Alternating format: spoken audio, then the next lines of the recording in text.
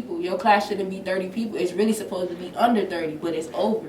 Nobody's speaking about that. Nobody's saying anything. It's a lot of kids. So it's a lot of kids, and everybody got to go somewhere. So why is y'all not trying? Well, CPS is not trying to be flexible to the point where we can do hybrid, we can do remote, or we can stay at, like, we can come in the building.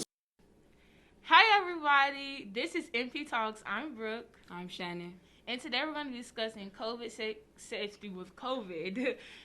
People keeping their masks on in school, and the walkout that we just recently had, like last Friday or Thursday or Friday. So the walkout was really to make a change for us, because a lot of students feel as though that we need to go back online instead of staying in person. Because of COVID spreading and the numbers increasing, we want to go back online, but we don't really have the power to even say anything. So us doing a walkout was really the main purpose, to have a voice. But everybody just walked out and went home, so what was the real purpose? Not everybody went home. A lot of people did stand out in front and have a poster and protested for real. 95% of the building left home. Okay. So what was the real protest? It wasn't a real protest. Yes, it matters that the youth need a voice, and yes, I agree with that. I feel like they should give us the option to go hybrid, and that's how they did last year, which when you come in the building for a couple of days and you back online, because our numbers have went up. So it's just like, what can you say? Let's add context to what y'all saying though. Like, what happened the week prior to make them want to walk out? Okay, so Lori Lightfoot, they recently just held a meeting before they cut off school in general, because they didn't even know if we were going to go back or not. So the whole, what was that, CPS council or something like that, and the mayor, that. So they had a whole meeting about whether us students to go back in person or not, and teachers voted no. A lot of teachers voted no, but the whole, like, people who have the higher power above them said yes. So that's why we really came back. We were supposed to come back after the 18th, but we ended up coming back before that. So it was kind of weird, because it was like, we don't want to come back in there. One, a lot of people have siblings at home. Some people have, like, grandparents that they live with, and it's really sad because some people come back with COVID and they don't say nothing. Mm-hmm. And so us bringing those germs back to our family is really putting them at risk, and us in general, because we in school with a bunch of germs, dust, like all type of stuff that can cause us to have COVID and be sick. Do you think the kids play a part in them being sick themselves, because everybody want to run up in everybody's face?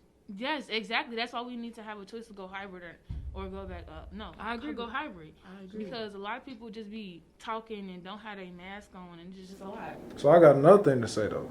So, like, if and when y'all go hybrid, let's say CPS says let's go hybrid.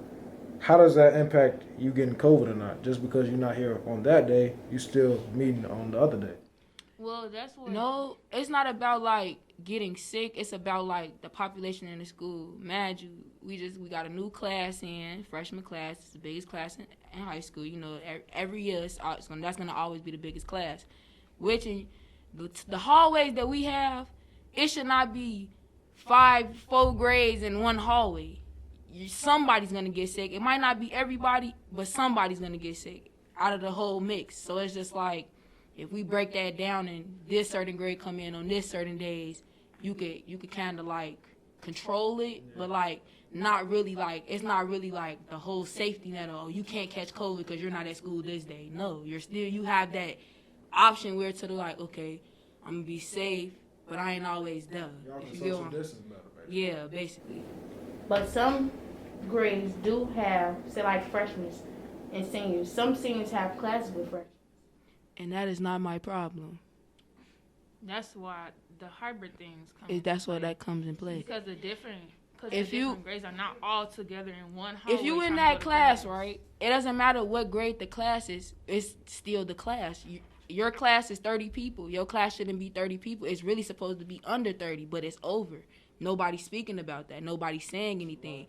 So it's a lot of kids, and everybody got to go somewhere. So why is y'all not trying? Well, CPS is not trying to be flexible to the point where we can do hybrid, we could do remote, or we could stay at, like, we could come in the building. See, here's the thing, though. This like and everybody don't want to get vaccinated. Yeah, like, we can talk about it. I was just about to say that. And then the other part of it is, it's like with CPS, one size fit all. So if our school do that, that means all CPS schools got to do that. So like, how y'all feel I mean, about we that? the highest rate. So Exactly. So if we been the and we highest not rate, the only ones who was just doing. We not the only school who was just doing all that. It was a lot of CPS schools around. Like Lincoln Park was doing it. I know a few other CPS schools doing it. Cause not everybody want to be. And it wasn't just in Chicago either. everybody don't want to be virtual. So like, speak on that. Everybody don't want to be virtual. It's draining.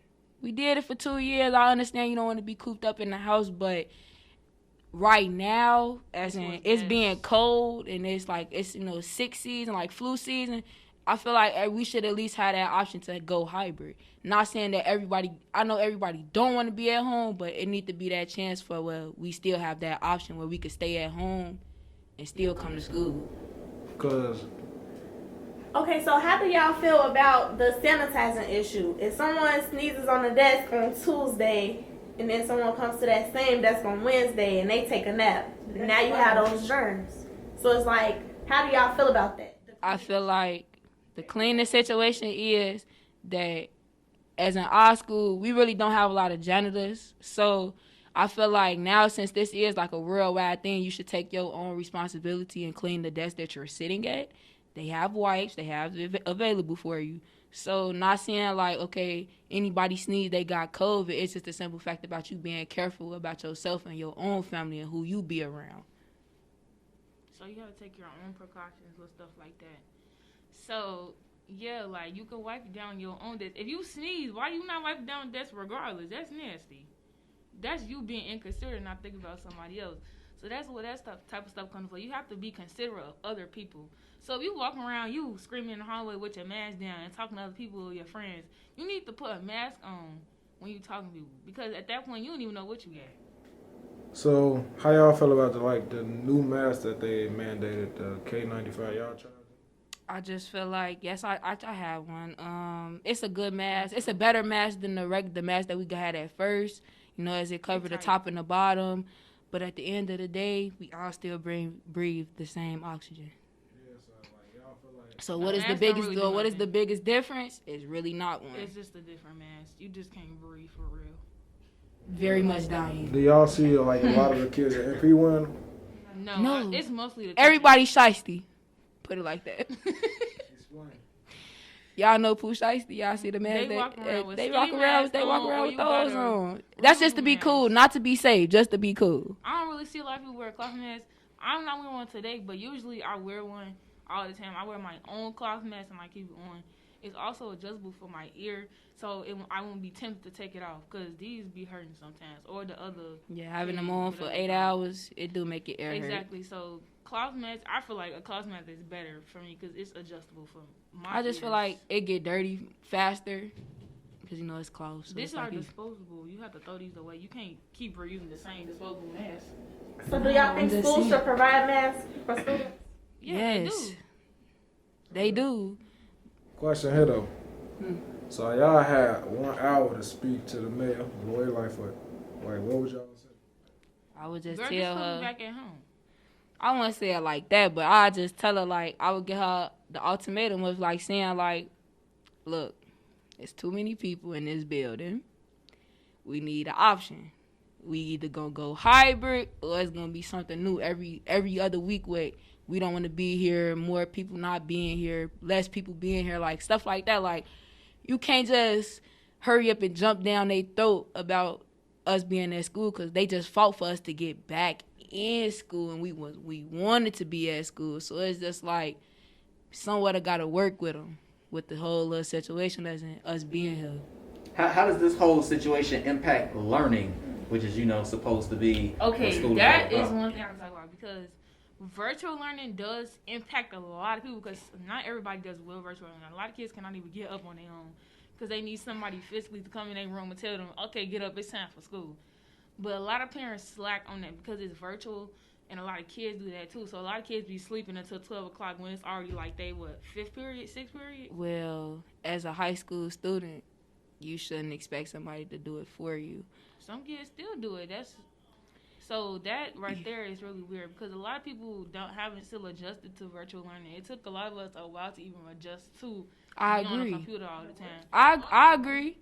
I Exactly. agree. The work felt very optional for us, and it was like you didn't really have to do it. And But it felt optional when it because first started. everybody else was saying it was optional, or was that your own self telling you like I'm on the computer, so I don't really gotta do it. Right, when it first came, COVID first started, our work was optional. My work was optional.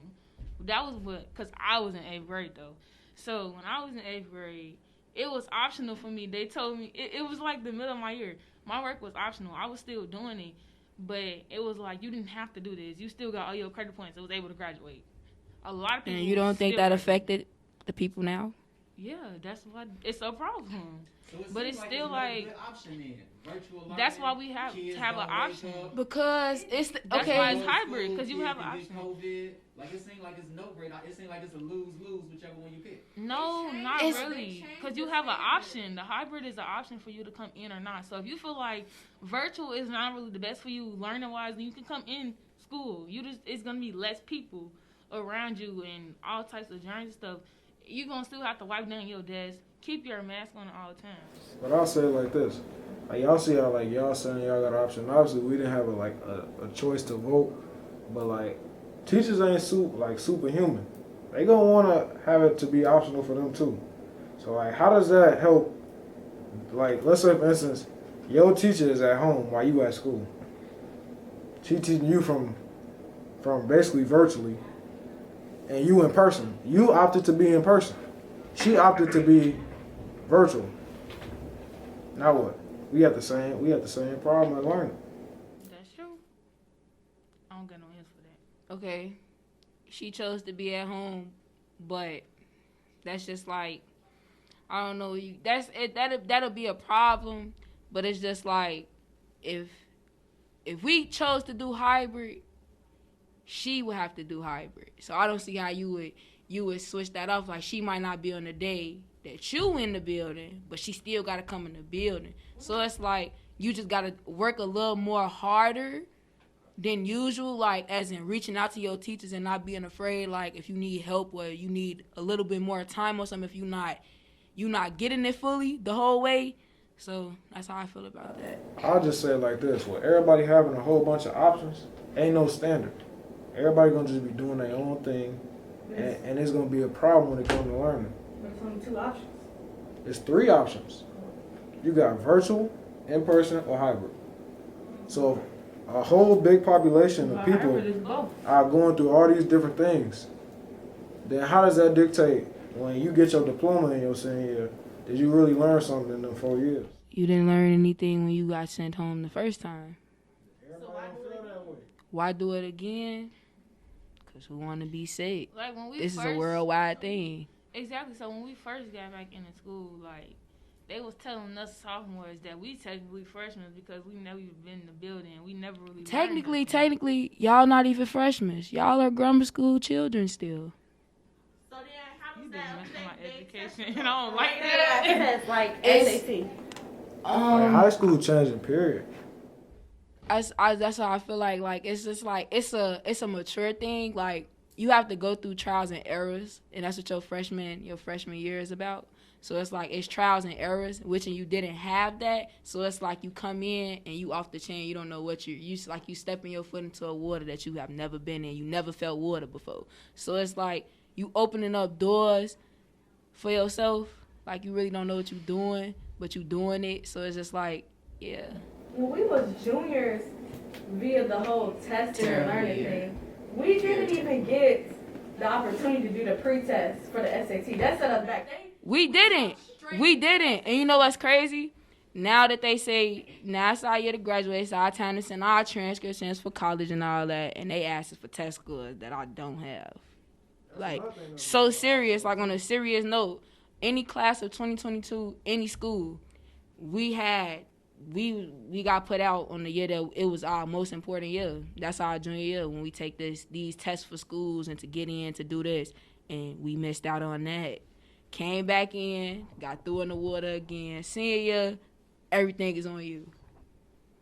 Hey, we don't have time to. We have what do we have? We have 4 months left, and all we've been doing was college applications, this, that. No real high school experience. We had 1 year of high school, a good experience, and that was freshman year.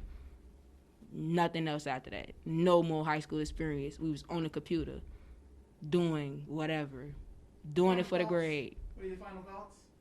I feel as though everybody is entitled to their own opinion, and until we all come to a good agreement to where everybody is comfortable with what we will decide, then that's when we should just have to deal with it. Just like we had to put up with it for 2 years, we might have to put up with another 3. It's still is life changing, and we might just have to adjust to it. So therefore, thank you guys for watching our And stay safe. podcast. Peace and chicories.